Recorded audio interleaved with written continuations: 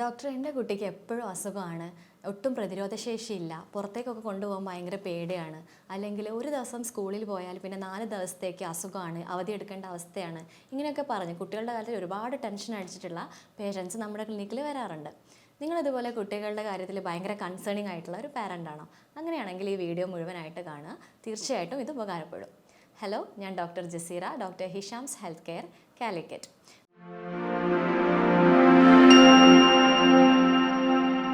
കുട്ടിയുടെ വളർച്ചയുടെ ഒരു പ്രധാന ഭാഗം എന്ന് പറയുന്നത് ഈ പനി, ജലദോഷം, ചുമ, കഫക്കെട്ട് പോലെയുള്ള അസുഖങ്ങൾ നിറഞ്ഞിട്ടുള്ളത് ഒന്നായിരിക്കും അല്ലേ?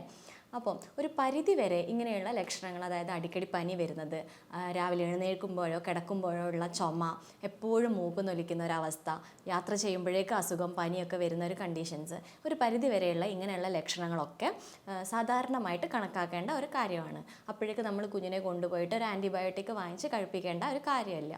കാരണം എന്താണെന്ന് വെച്ചാൽ, ഈ ഒരു അവസ്ഥ എന്ന് പറയുന്നത് കുട്ടികളുടെ ഇമ്മ്യൂണിറ്റി ഡെവലപ്മെൻറ്റ് പീരീഡാണ്. അതായത് അവരുടെ ശരീരത്തിലുള്ള രോഗപ്രതിരോധ ശേഷി മെച്ചുറായിക്കൊണ്ടിരിക്കുന്നതിൻ്റെ ഒരു റിസൾട്ടായിട്ടാണ് ഇങ്ങനെയുള്ള ലക്ഷണങ്ങൾ കുട്ടികളിൽ അടിക്കടി വന്നുകൊണ്ടിരിക്കുന്നത്. അപ്പം പുറത്തുള്ള ഒരു ഇൻഫെക്ഷൻ അല്ലെങ്കിൽ ഒരു ഫോറിൻ ബോഡി അവരുടെ ശരീരത്തിലേക്ക് വരുമ്പം, അതായത് ശ്വാസം എടുക്കുമ്പോഴോ അല്ലെങ്കിൽ ഭക്ഷണം കഴിക്കുമ്പോഴോ എങ്ങനെയെങ്കിലും അവരുടെ ശരീരത്തിലേക്ക് കയറുമ്പം അതിനെതിരെ റിയാക്ട് ചെയ്യുന്നത് കൊണ്ടാണ് ഇങ്ങനെയുള്ള ലക്ഷണങ്ങൾ കുട്ടികളിൽ കാണിക്കുന്നത്. കൂടുതലായിട്ടും സ്കൂൾ പീരീഡ് സ്റ്റാർട്ട് ചെയ്യുന്ന സമയത്ത് അല്ലെങ്കിൽ ഡേ കെയർ സ്റ്റാർട്ട് ചെയ്യുന്ന സമയത്ത് ഒക്കെയാണ് കൂടുതലായിട്ട് സോഷ്യലൈസ് ചെയ്യാൻ തുടങ്ങുമ്പോഴാണ് കുട്ടികളിൽ ഇങ്ങനെയുള്ള അസുഖങ്ങളൊക്കെ അടിക്കടിയായിട്ട് നമ്മൾ കാണുന്നത്. അപ്പോൾ ഇത് കൂടുതലായിട്ടും പാരൻസിനെ വളരെയധികം കൺസേൺ ചെയ്യുന്ന ഒരു കാര്യമാണ്. അപ്പം സ്വാഭാവികമായിട്ടും അവർക്ക് ടെൻഷൻ ഉണ്ടാവാം അപ്പോഴേക്കും ഒരു അസുഖം വരുമ്പോഴേക്ക്. കാരണം ഒന്നാമത് സ്കൂൾ മിസ്സാവാൻ പാടില്ല, അല്ലെങ്കിൽ എന്തെങ്കിലും ഫംഗ്ഷൻസ് അറ്റൻഡ് ചെയ്യാൻ നിർബന്ധമുള്ള ഫംഗ്ഷൻസ് ഉണ്ടാവും. അപ്പോൾ അങ്ങനെയൊക്കെ ആകുമ്പോൾ കുട്ടികൾ പാരൻസ് ഭയങ്കരമായിട്ട് ടെൻഷനായിട്ട് കുട്ടിയെ എത്രയും പെട്ടെന്നൊരു ഡോക്ടറെ കാണിച്ച് മരുന്നുകളൊക്കെ കൊടുക്കുന്ന ഒരവസ്ഥയാണ് നമ്മൾ കാണുന്നത്.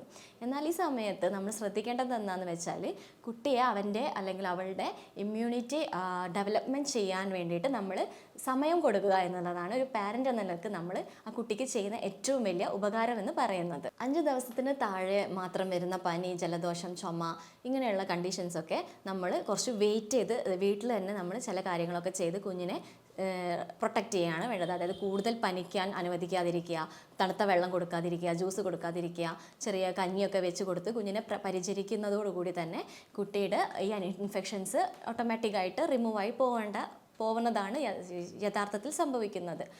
പിന്നെ അതോടൊപ്പം കുഞ്ഞിലെ വരുന്ന വൈറൽ ഇൻഫെക്ഷൻസ്, ഫംഗൽ ഇൻഫെക്ഷൻസ്, അതുപോലെ ബാക്ടീരിയൽ ഇൻഫെക്ഷൻസ് ഒക്കെ റിക്കറൻ്റ് ആയിട്ട് വരുമ്പം കുഞ്ഞിൻ്റെ ബോഡിയിൽ ഇതിനെതിരെയുള്ള ഒരു മെക്കാനിസം, ഇമ്മ്യൂണിറ്റി മെക്കാനിസം ഡെവലപ്പ് ആവുകയും അതങ്ങനെ റിക്കറൻ്റ് ആയിട്ട് വരുമ്പം ഈ ഒരു ഡാറ്റാ ബേസ് അവിടെ സ്ട്രോങ് ആയിട്ട് ഡെവലപ്പ് ആവുകയാണ് ചെയ്യുന്നത്. അപ്പം ഇതിന് വേണ്ടിയിട്ടുള്ള ഒരു സമയം കൊടുക്കുകയാണ് പ്രധാനമായിട്ടും പാരൻസ് ചെയ്യേണ്ടത്. ഇനി ഇങ്ങനെയുള്ള ഇമ്മ്യൂണിറ്റി, അതായത് നാച്ചുറൽ ഇമ്മ്യൂണിറ്റി ബൂസ്റ്റിംഗ് ആണ് യഥാർത്ഥത്തിൽ ഇവിടെ നടക്കുന്നത്. അങ്ങനെ നാച്ചുറലായിട്ട് നമ്മുടെ കുട്ടികളുടെ ഇമ്മ്യൂണിറ്റി ബൂസ്റ്റ് ചെയ്യാൻ വേണ്ടിയിട്ട് കുഞ്ഞ് ജനിക്കുന്നത് മുതൽ നമ്മൾ ശ്രദ്ധിക്കേണ്ട കുറച്ച് കാര്യങ്ങളുണ്ട്. അതെന്തൊക്കെയാണെന്ന് നോക്കാം. ഒന്നാമതായിട്ടും ബ്രസ്റ്റ് ഫീഡിംഗ് ആണ്. 6 മാസം വരെ കുട്ടിക്ക് പ്രോപ്പറായിട്ടുള്ള ബ്രസ്റ്റ് ഫീഡിംഗ് കൊടുക്കേണ്ടത് വളരെ അത്യാവശ്യമായിട്ടുള്ള ഒരു കാര്യമാണ്. അതിന് പുറമെ ബോട്ടിൽ ഫീഡ് ചെയ്യുന്ന കുട്ടികളിൽ വളരുന്നതോടുകൂടി, അതായത് ഒരു പ്യൂബേർട്ടി വരെയുള്ള സ്റ്റേജസിൽ ഇങ്ങനെ ബോട്ടിൽ ഫീഡ് ചെയ്ത് വളർത്ത കുട്ടികൾക്ക് അസുഖങ്ങൾ റെക്കറൻ്റായിട്ട് വരും. അതുപോലെ ഈ വരുന്ന അസുഖങ്ങൾ തന്നെ വളരെ സിവിയറായിട്ട് മാറുന്ന കണ്ടീഷൻസും നമ്മൾ കാണാറുണ്ട്. അതുപോലെ 6 മന്ത്സിന് ശേഷം, 6 മാസത്തിന് ശേഷം നമ്മൾ കോംപ്ലിമെൻ്ററി ഫുഡ്സ് നമ്മൾ കുട്ടിക്ക് കൊടുക്കാൻ തുടങ്ങും. ആ സമയത്ത് വളരെയധികം ശ്രദ്ധിക്കുക. കാരണം പ്രോസസ്ഡ് ആയിട്ടുള്ള ഫുഡ്സോ ഷുഗറോ ഒന്നും നമ്മൾ കുട്ടിയെ കൊടുക്കാനേ പാടില്ല. നാച്ചുറലായിട്ടുള്ള ഫ്രൂട്ട്സും വെജിറ്റബിൾസും ആണ് നമ്മൾ കൂടുതലായിട്ടും കുട്ടിക്ക് കൊടുക്കേണ്ടത്. ഫ്രൂട്ട്സും വെജിറ്റബിൾസും കൊടുക്കുമ്പോൾ തന്നെ നമ്മളത് മുഴുവനായിട്ടും കൊടുക്കാൻ വേണ്ടി ശ്രമിക്കുക. അതായത് ജ്യൂസ് അടിച്ച് അതിൻ്റെ നാര് കളഞ്ഞ് കൊടുക്കുന്നതിനേക്കാൾ നല്ലത് കുട്ടിക്ക് അത് പുഴുങ്ങി ആവിയിൽ വേവിച്ചിട്ട്, ഇപ്പോൾ ക്യാരറ്റ്, മധുരക്കിഴങ്ങ്, ബീട്രൂട്ട്, അതുപോലെ ആപ്പിള്, മറ്റു ഫ്രൂട്ട്സൊക്കെ നമ്മൾ ആവിയിൽ വേവിച്ചിട്ട് കുഞ്ഞിന് ഉടച്ച് മുഴുവനായിട്ട് കൊടുക്കാൻ വേണ്ടിയിട്ട് ശ്രദ്ധിക്കുക. ഇതൊക്കെ കുട്ടിയുടെ ഫൈബർ കൂടുതലായിട്ട് ശരീരത്തിൽ എത്തുന്നതോട് കൂടിയിട്ടുള്ള ഇമ്മ്യൂണിറ്റി ബൂസ്റ്റിങ് അതിന് ഒരുപാട് സഹായിക്കുന്നതായിട്ട് കാണുന്നുണ്ട്. അതുപോലെ തന്നെ ഷുഗർ ഒഴിവാക്കണമെന്ന് പറഞ്ഞതുപോലെ തന്നെ ബേക്കറി ഐറ്റംസ് കുഞ്ഞുങ്ങൾക്ക് ഒരു കാരണവശാലും കൊടുക്കാതിരിക്കുക. ഒരു വയസ്സ് വരെയുള്ള കുട്ടികൾക്ക് ഒരു കാരണവശാലും നമ്മൾ ബേക്കറി ഐറ്റംസോ പൊരിച്ച പലഹാരങ്ങളോ അതുപോലെയുള്ള ഭക്ഷണങ്ങളൊക്കെ നിർബന്ധമായിട്ടും ഒഴിവാക്കുക. ഇനി ഇങ്ങനെ അടിക്കടി പനി വരുന്ന കുട്ടികളിൽ എപ്പോഴാണ് നമ്മൾ കൂടുതൽ ശ്രദ്ധിക്കേണ്ടത് എന്ന് നോക്കാം. അതായത് കുട്ടിക്ക് പനിയോടൊപ്പം തന്നെ ചെവിയിൽ നിന്ന് പഴുപ്പൊലിക്കുക, അതായത് 2-3 തവണയായിട്ട് റിക്കറൻ്റായിട്ട് പഴുപ്പൊലിക്കുന്ന ഒരവസ്ഥ ഉണ്ടാവുക. അങ്ങനെയാണെങ്കിൽ ചെവിക്ക് ഇൻഫെക്ഷൻ ഉണ്ടെങ്കിൽ നമ്മൾ നിർബന്ധമായിട്ടും ഡോക്ടറെ സമീപിക്കേണ്ടതാണ്. അതുപോലെ പനിയോടൊപ്പം തന്നെ കഫക്കെട്ട് നിറഞ്ഞിട്ട് ന്യൂമോണിയ പോലെയുള്ള കണ്ടീഷൻസിലേക്ക് മാറുകയാണെങ്കിൽ നിർബന്ധമായിട്ട് നമ്മൾ ഒരു ഡോക്ടറെ അടുത്ത് പോകണം. അതുപോലെ തന്നെ ഉള്ളതാണ് ഒരു യൂറിൻ ഇൻഫെക്ഷൻ. കുട്ടിക്ക് നിർജ്ജലീകരണം സംഭവിച്ച് അല്ലെങ്കിൽ യൂറിൻ ഇൻഫെക്ഷനോ വേദനയോ കാര്യങ്ങളോ ഉണ്ടെങ്കിൽ നമ്മളത് നിസ്സാരമായിട്ട് തള്ളിക്കളയാൻ പാടില്ല.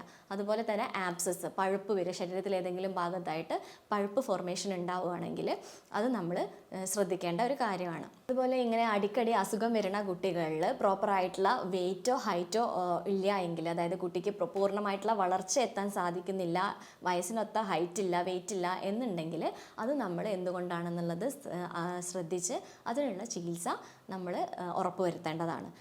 ഇതിന് പുറമെ ചില കാര്യങ്ങൾ കൂടി ശ്രദ്ധിക്കുകയാണെങ്കിൽ ഒരു പരിധി വരെ ഇങ്ങനെയുള്ള ബുദ്ധിമുട്ടുകൾ നമുക്ക് ഇല്ലാണ്ടാക്കാൻ സാധിക്കും. അതായത് പ്രോപ്പറായിട്ടുള്ള ഒരു ക്ലെൻലിനെസ്, ഹൈജീൻ കുട്ടിക്ക് പ്രാക്ടീസ് ചെയ്ത് കൊടുക്കുക. അതായത് എപ്പോഴും ചുമക്കുകയും തുമ്മുകയും ചെയ്യുമ്പോൾ ഒരു കർച്ചീഫ് കീപ്പ് ചെയ്യാനും എപ്പോഴും വായയും മൂക്കും പൊത്തിപ്പിടിക്കാനും അവരെ ശീലിപ്പിക്കുക. അതുപോലെ മാസ്ക് ധരിക്കാൻ പ്രോത്സാഹിപ്പിക്കുക.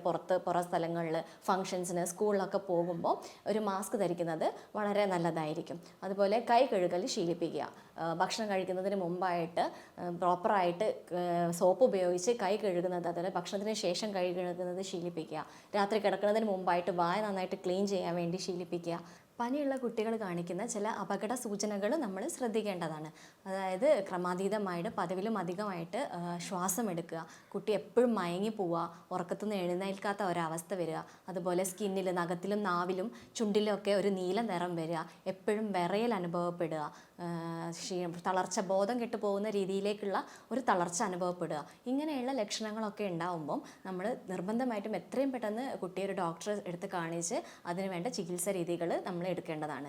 മാത്രമല്ല, കുട്ടികൾക്ക് പനിച്ച് തുടങ്ങുമ്പോഴേ ഭയങ്കര കെയർലെസ് ആയിട്ട് വിടാതെ കുഞ്ഞിനെ ഒരുത്തിൽ അടക്കി ഇരുത്തിയിട്ട് റൂം ടെമ്പറേച്ചറൊക്കെ മെയിൻറ്റെയിൻ ചെയ്ത്, അതായത് ഒരിക്കലും ഈ കുട്ടികൾക്ക് വൂളൻ വസ്ത്രങ്ങൾ ധരിപ്പിക്കാൻ പാടില്ല. കട്ടിയുള്ള, ചില പാരൻസിൻ്റെ ഒരു വിചാരം എന്താണെന്ന് വെച്ചാൽ ഒരുപാട് കട്ടിയുള്ള വസ്ത്രങ്ങൾ ധരിപ്പിച്ച് അല്ലെങ്കിൽ ഒന്നായിട്ട് പുതപ്പിട്ട് മൂടിയിട്ട് കുഞ്ഞിനെ വിയർപ്പിച്ച് പനി മാറ്റാൻ സാധിക്കും എന്നുള്ള ഒരു തെറ്റായ ധാരണ പല പാരൻസിനും ഉണ്ട്.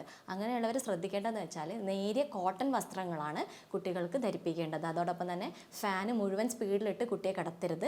ഫാൻ ഓഫാക്കി ഭയങ്കര ചൂടായിട്ടുള്ള ഒരു അറ്റ്മോസ്ഫിയർ അവിടെ ക്രിയേറ്റ് ചെയ്യാനും പാടില്ല. നേരിയ രീതിയിൽ ഫാൻ ഇട്ട് കുഞ്ഞിനെ കോട്ടൺ വസ്ത്രം ധരിപ്പിച്ച് റെസ്റ്റ് എടുപ്പിക്കുക എന്നുള്ളതാണ്. ധാരാളമായിട്ട് വെള്ളം കുടിപ്പിക്കുക. അതുപോലെ പനി കൂടാതിരിക്കാൻ വേണ്ടിയിട്ട് തുണി നനച്ചിട്ട് നെറ്റിയിലൊക്കെ വെക്കുന്നത് ഒരു പരിധിവരെ നമ്മുടെ സിവിയറിറ്റി കുറയ്ക്കാൻ വേണ്ടിയിട്ട് സാധിക്കും. അതിനു പുറമെ കുട്ടികളുടെ ഭക്ഷണത്തിൽ ധാരാളമായിട്ട് ഫ്രൂട്ട്സും വെജിറ്റബിൾസും ഒക്കെ നമ്മൾ ഇൻക്ലൂഡ് ചെയ്യുക. വൈറ്റമിൻസ് അടങ്ങിയ ഭക്ഷണങ്ങളും ഫ്രൂട്ട്സുമാണ് നമ്മൾ കൂടുതലായിട്ടും കുട്ടികൾക്ക് കൊടുക്കേണ്ടത്. അതുപോലെ വെള്ളം കുടിക്കുന്നത് നന്നായിട്ട് ഹൈഡ്രേറ്റ് ചെയ്യിപ്പിക്കുക. കുട്ടികളുടെ എപ്പോഴും കുട്ടികൾക്ക് ഓർമ്മ ഉണ്ടാവില്ല, അവർക്ക് ഡീഹൈഡ്രേഷൻ വരുന്നതായിട്ടോ ദാഹിക്കുന്നതായിട്ടോ ഒന്നും അവരറിയില്ല. അപ്പോൾ അവർ കളികളിൽ മുഴുകുന്ന സമയത്ത് പ്രോപ്പറായിട്ട് ടൈം വെച്ചിട്ട് നമ്മൾ തന്നെ അവരുടെ ഹൈഡ്രേറ്റ് ചെയ്യിപ്പിക്കാൻ ശ്രമിക്കുക. പ്രോപ്പറായിട്ടുള്ള ഒരു സ്ലീപ്പ് മെയിൻറ്റെയിൻ ചെയ്യുക. കുട്ടികളാകുമ്പോൾ ഒരു 8 മണിക്കൂർ അല്ലെങ്കിൽ ഒരു 10 മണിക്കൂർ നിർബന്ധമായിട്ടും ഒരു ഡീപ്പ് സ്ലീപ്പ് കുട്ടികൾക്ക് നിർബന്ധമായിട്ടും വേണ്ട ഒരു കാര്യമാണ്. ഇനി ഈ പനിയുടെ ഒരു പ്രധാനപ്പെട്ട കോംപ്ലിക്കേഷൻ എന്ന് പറയുന്നത് ഫെബ്രൈൽ ഷീസറാണ്. ഈ ഒരു ബുദ്ധിമുട്ട് ഒരുപാട് പാരൻസ് ഇപ്പോൾ ഫേസ് ചെയ്യുന്നതായിട്ട് കാണുന്നുണ്ട്. അതായത് പനി അധികരിക്കുമ്പോൾ ഒരു 38 ഡിഗ്രി സെൽഷ്യസിന് മുകളിലേക്ക് ആകുമ്പോഴേക്ക് കുട്ടികൾക്ക് അപസ്മാരം വരുന്ന ഒരവസ്ഥ.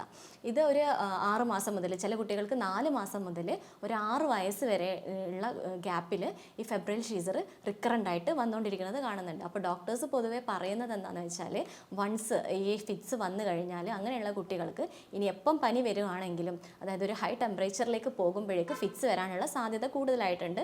അതിന് വേണ്ടിയിട്ട് ടാബ്ലറ്റ്സ് കീപ്പ് ചെയ്യണം എന്നുള്ളതാണ് പൊതുവേ ഡോക്ടേഴ്സ് സജസ്റ്റ് ചെയ്യുന്ന ഒരു കാര്യം. എന്നാൽ ഈ ഒരു ഫെബ്രൈൽ ഷീസർ എന്ന് പറയുന്ന ബുദ്ധിമുട്ടിന് ഭയങ്കര പാനിക്കായിട്ട് പാരൻസിനെ ഭയങ്കര പാനിക്കാക്കുന്ന ഒരു കണ്ടീഷനാണിത്. അപ്പോൾ ഇങ്ങനെയുള്ള ഒരു കണ്ടീഷന് നമുക്ക് ഹോമിയോപ്പതി ചികിത്സയിലൂടെ ഇത് പൂർണ്ണമായിട്ടും ഭേദമാക്കിയെടുക്കാൻ പറ്റുന്ന ഒന്നാണ്. അപ്പം ഒരു 6 മാസത്തെ കോഴ്സ് കൊണ്ട് തന്നെ ഈ പനിച്ചാലും അപസ്മാരം വരാത്ത രീതിയിലേക്ക് കുഞ്ഞിനെ നമുക്ക് ഇമ്മ്യൂണിറ്റി ഡെവലപ്മെൻറ്റ് ചെയ്തെടുക്കാൻ പറ്റുന്ന ഒരു കാര്യമാണ്. അപ്പം ഇങ്ങനെയുള്ള ഈ ഇൻഫർമേഷൻസ് ഒരുപാട് കുട്ടികളുടെ അസുഖങ്ങൾ വരുന്ന കുട്ടികളുടെ പാരൻസിന് അല്ലെങ്കിൽ ഫാമിലിയിലേക്ക് ഷെയർ ചെയ്യുക. ഒരുപാട് പാരൻസിന് ഉപകാരപ്പെടുന്ന ഒരു വീഡിയോ ആണ്. അപ്പം എന്തെങ്കിലും സംശയങ്ങളുണ്ടെങ്കിൽ താഴെ കാണുന്ന നമ്പറിൽ കോൺടാക്റ്റ് ചെയ്യാവുന്നതാണ്. അപ്പം അടുത്ത ഒരു ഹെൽത്ത് ടിപ്പുമായിട്ട് കാണാം. Thank you.